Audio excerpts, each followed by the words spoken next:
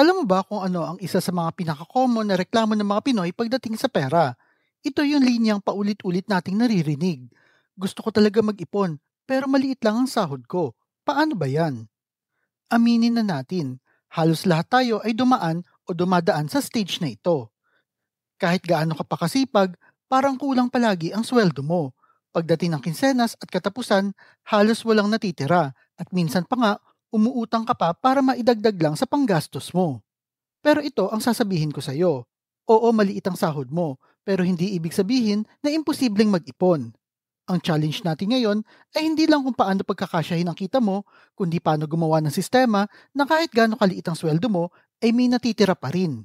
Kasi ang tunay na sikreto ng pag-iipon ng pera ay hindi lang sa laki ng kinikita, kundi sa disiplina at consistency. Kaya sa video na ito, kung isa ka sa mga nagtatanong kung posible talaga mag-ipon kahit maliit lang ang sahod, ang sagot dyan ay yes. At dito sa video na ito, bibigyan kita ng 10 practical tips na swak sa lifestyle ng mga middle class na Pinoy. Mga tips na hindi lang pang theory, kundi totoong pwedeng gawin kahit maliit lang ang sahod mo o minsan kulang pa nga. Pero, disclaimer lang muna. Hindi naman lahat ng tips na ito ay gagawin mo. Pipili ka lang ng swak sa'yo at swak sa current situation mo. So ready ka na ba? Tara simulan na natin. Una, gumamit ng simplified 50-30-20 rule. Pag-usapan natin ngayon ang 50-30-20 rule. Baka sabihin mo naman kaagad, pang mayaman lang naman yan. Pero teka, hindi lang pang mayaman yan dahil pwede rin ito para sa lahat. Kahit maliit lang ang sahod mo, may paraan pa rin para makuha mo ang essence ng rule na ito. Ang rule na ito ay nagsasabing 50% ng sahod mo ay para sa mga needs mo tulad ng renta, kuryente, tubig, pagkain at pamasahe. Ang 30% naman ay para sa mga wants o yung mga luho gaya ng milk tea, gala o kahit yung mga streaming subscription. At yung 20% naman ay para sa savings at investments. Pero syempre, alam naman natin na hindi kayang agad-agad maglagay ng 20% lalo na kung gipit ka. Kaya pwede mo itong i-adjust. Kahit magsimula ka muna sa 10 o 5%, ang importante ay nagsimula ka. Ang mindset dito ay hindi yung wala akong ipon, kundi meron akong maliit na ipon at consistent pa akong nag-iipon. Kahit sa simula, hindi naman sa laki ng ipon ang mahalaga, kundi ang habit mo na na-establish dito. Kahit 100 pesos lang kada sweldo, kung tuloy-tuloy naman, lalaki din yan pagdaan ng panahon. Ang pangalawa, mag-ipon muna bago gumastos.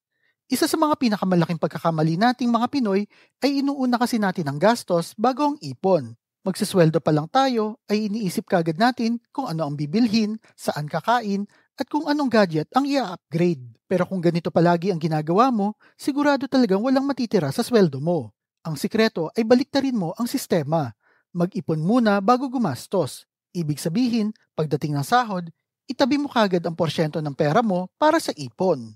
Kahit 5% lang yan, basta consistent. Isipin mo na lang na parang binabayaran mo ang future self mo.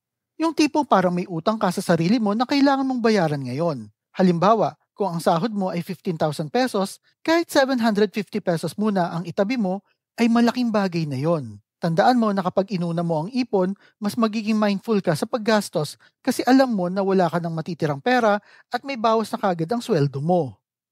Ang pangatlo, gumamit ng envelope system o separate account. Marami sa atin ang hirap mag-budget kasi lahat ng pera natin ay nasa iisang account lang o nasa bulsa lang. Kaya minsan nagugulat ka na lang na ubos na pala kagad ang pera mo. Kaya para maiwasan ito, pwede mo subukan ng envelope system. Simple lang ito. Hatiin mo ang pera mo sa iba't ibang sobre o lalagyanan. Ang isang sobre ay para sa renta, ang isa naman ay para sa mga groceries, at isa naman para sa pamasahe, at isa para sa savings. Kapag naubos na ang laman ng sobre, ibig sabihin tapos na ang budget mo para doon. Kung ayaw mo naman ng mga physical na sobre, pwede mo naman gawin ito sa mga e-wallets o bank account. Halimbawa, may GCash ka para sa pang-araw-araw na gastos mo, tapos may hiwalay kang savings account na hindi mo basta-basta ginagalaw. Ang kagandahan dito, malinaw sa iyo kung magkano lang ang pwede mong galawin at mas disiplinado ka sa paggamit ng pera mo. Ang pang-apat, bawasan ang maliliit na luho. Isa sa kalaban ng pag-iipon ng pera ay yung tinatawag na small leaks. Yung mga maliliit na gastos na akala mo ay wala lang, pero kapag pinagsama-sama mo, ay malaki din pala. Halimbawa, yung milk tea na 150 pesos kada araw, sa isang buwan, 4,500 pesos na yon. Kung iisipin mo, halos kalahati na ng renta mo yon sa isang maliit na apartment.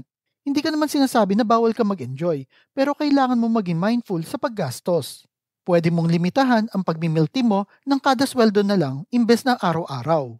Ganon din sa pagkain sa labas, online shopping, at mga subscription service na hindi mo naman madalas ginagamit. Kung tutuusin, hindi masama ang magbigay ng reward sa sarili.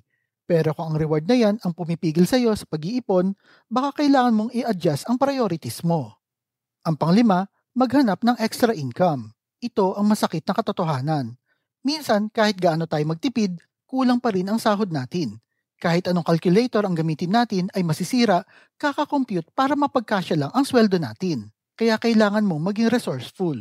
Hanapin mo kung anong side hustle o ekstrang kita ang pwede mong gawin. Kung marunong ka mag-design, baka pwede ka mag-freelance online. Kung marunong ka sa baking, baka pwede ka magbenta ng tinapay sa kapitbahay mo o online. Kung mahilig ka naman sa pag-online selling, subukan mo magbenta ng kung anong uso ngayon. Kahit maliit lang ang dagdag, basta consistent, malaking tulong na yan. At ang kagandahan dito, pwede mong itabi kagad ang ekstrang kita mo diretso sa savings mo.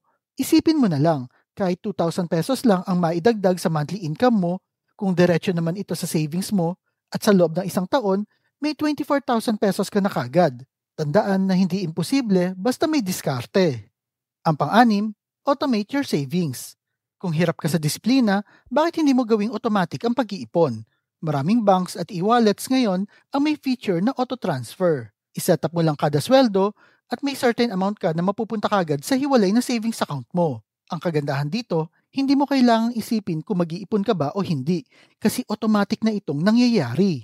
Ang challenge lang dito para sa'yo ay huwag mong gagalawin ang account na yon. Isipin mo na lang na parang invisible yung pera mo. At ang bonus dito, dahil sa hindi mo nakikita ang pera mo, mas hindi ka matutuksong gastusin ito.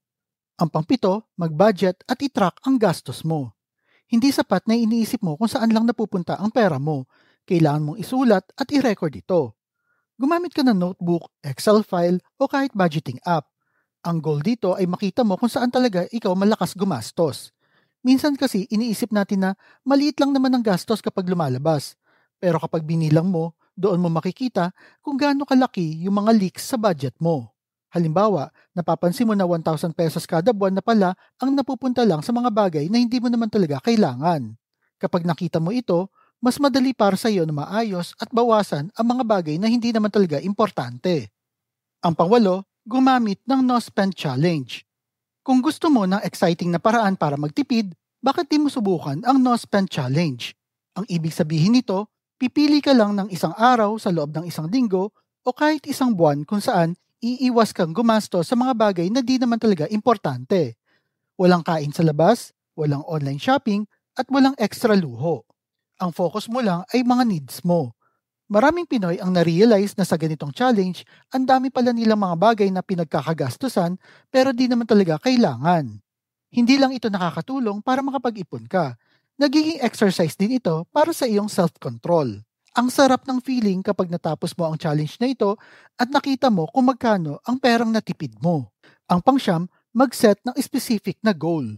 Isa sa mga pinakamalakas na motivator para makapag-ipon ng pera ay ang pagkakaroon ng malinaw na goal. Hindi lang basta mag-iipon ako, kundi dapat specific. Halimbawa, mag-iipon ako ng 50,000 pesos para sa emergency fund o mag-iipon ako ng 20,000 pesos para makapagsimula ng maliit na negosyo. Kapag may specific target ka, mas madali ang pagiging consistent mo. Dahil na rin ang pag-iipon mo ng pera ay nagkaroon ng dahilan. Hindi lang basta nakatambak ang pera mo, kundi ginagawa mo itong stepping stone para sa iyong mga pangarap. Ang pangsampu, mag-invest sa financial literacy. Ito ang last pero pinaka-importanting tip.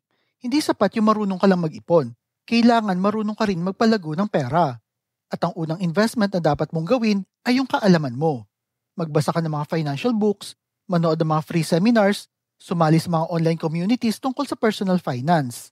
Dahil dito, mas madali mong maiintindihan ang value ng pera at mas magiging matibay ang disiplina mo. Tandaan mo na ang pag-iipon ng pera ay ang first step papunta sa financial freedom. Ang goal mo ay financial freedom at hindi mo mararating yon kung hindi ka willing mag-aral tungkol sa pera. So ayan ang 10 tips na sigurado magagamit ng bawat Pinoy middle class na gustong magsimulang mag-ipon ng pera kahit maliit lang ang sahod. Ang tanong, alin dito ang uunahin mong gawin? Tandaan mo palagi na hindi ito tungkol sa laki ng kinikita mo, kundi sa disiplina at consistency sa paghawak mo ng pera. Huwag mong hayaan na paulit-ulit ang cycle ng sweldo ngayon, ubos kagad bukas. Gawin mong iba ang istorya mo. Kahit maliit lang ang ipon mo ngayon, magiging malaki din yan bukas. At higit sa lahat, ang tunay na reward sa pag-iipon ng pera ay hindi lang pera talaga, kundi ang peace of mind at security ng pamilya mo. Kaya simulan mo na ngayon at ang kinabukasan mo ay naghihintay sa iyo na ikaw ang may hawak. Ikaw ba? Ano sa mga tips na ito ang una mong gagawin? Type mo naman sa comment section below. At kung mahilig kayo sa mga videos tungkol sa pera, motivation na business, like and share nyo lang ang video na ito at kita-kita po ulit tayo sa mga susunod na video.